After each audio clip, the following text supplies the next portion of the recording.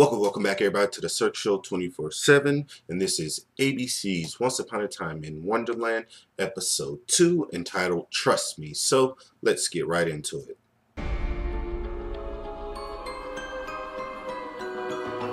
Alright, guys, trust me. Now, this episode was really good. It's so surprising that, I like last week's episode. This episode was really good. It's so surprising that, like a spin-off show to another great show that you really like is good, because sometimes you don't get that with spin-off shows, and this is it's really getting good. I don't think it's better than Once Upon a Time, but it's still very enjoyable, and it still has me like really engaged into where I really want to see next week's episode. I just want to see this whole storyline like follow through. So with that, it's just a big accomplishment, because you don't really get to see that when it comes to other TV shows and spinoffs. So in this episode, you have basically the beginning story and how it just blossomed with Alice and Cyrus, and just their love, and how they had to make that big decision to where Alice is not going to use her 3 wishes, and they're just going to stay together and just let love like take over and stuff like that. So having that as their flashback was really good, just to see how they became like that close, and how they really started to fall in love, and how she got to learn how to use the sword, and how he was teaching her, and just like that whole chemistry between those two is really good, and I like that. So that was just very good to enjoy. This week's episode I really liked a lot was Jafar. They had him in just enough. And he's just really good. Like Saeed, who he played in Lost, like, he's really good. He's serious. You believe him. He's very menacing, and you really don't want to be on his bad side. So I really like the fact that they really heighten the fact that, yo, Jafar, he is a bad guy. You don't want to piss him off, and like just all his dialogue, and just the way he talks, the way he moves, the way he has like that calm mad face. You know what I mean? That he's calm when he talks to you, but you can tell that he's just pissed off, and it's really good, and it's just well executed.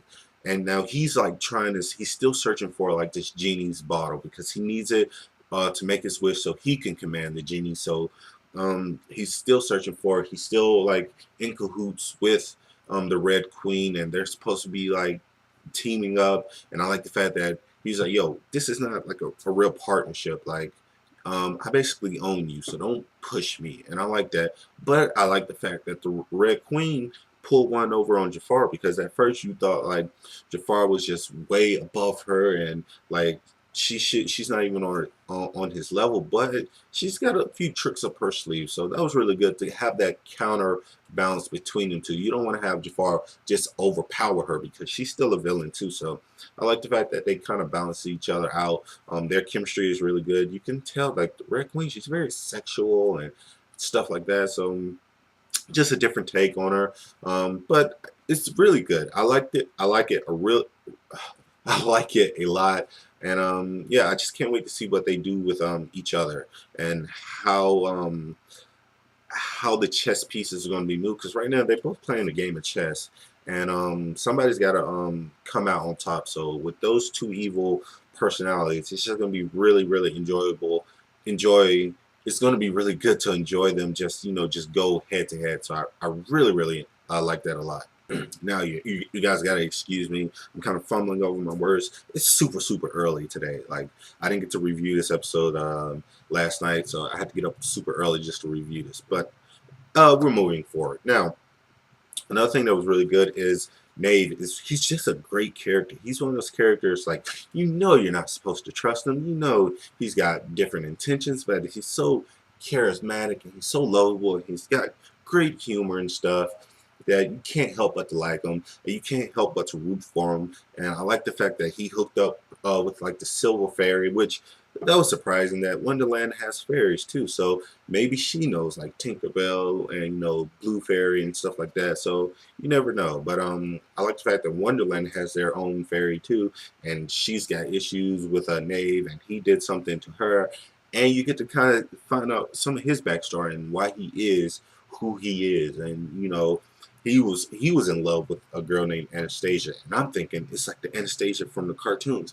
But when I thought about it, I was like, I don't know if Disney owns that, but they might own the rights now. I don't know, but I'm excited. Hopefully it's that Anastasia from like the animated movie, because that was a great movie. I really thoroughly enjoyed that movie a lot for some reason. It was really, really good, and it was great animation. So maybe they're talking about that Anastasia.